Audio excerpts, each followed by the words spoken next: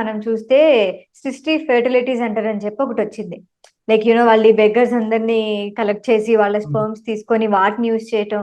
I think ఇది ఒకటే కాదు, ఇంకా చాలా చాలా ఉండుంటాయి. ఇది ఒకటి బయటకు వచ్చిందంటే హ్యావ్ టు బి, మనం ఎట్లా ప్రివెంట్ చేస్తామో దీన్ని అసలు స్టాప్ చేయడానికి ఏమన్నా అనేది ఇలాంటివి ఇంకా ఇంకా జరగకుండా ఆపడానికి ఏదన్నా మనం చేయగలమా సార్ అసలు?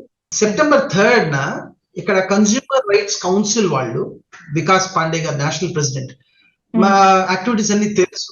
So he has appointed me as the chairman of Andhra Pradesh Social Justice Wing.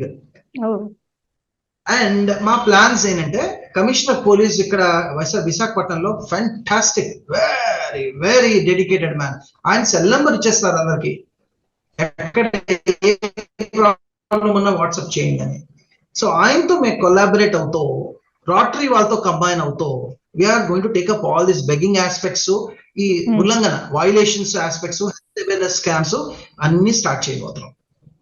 And already trying to rehabilitate these beggar groups wherever they are found.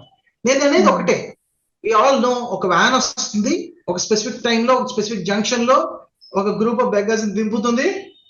మీ విలేకరులు పరిశోధన చేసి మాకు ఇచ్చిన ఇన్ఫర్మేషన్ పబ్లిక్ కి, మళ్ళీ ఒక time in the evening or night they pick them up and take them of.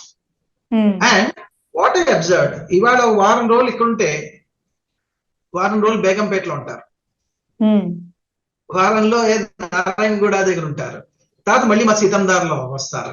So ఇది well planned crime racket. This is a well planned racket అమ్మా, వెల్ ప్లాన్డ్ ర్యాకెట్. ఇవాళ ఆంధ్రప్రదేశ్, రేపు తెలంగాణ, బీహార్ లేదా ఢిల్లీ. సో పట్టుకోవాలంటే ఆ వ్యక్తి ఉన్నాడు మళ్ళీ.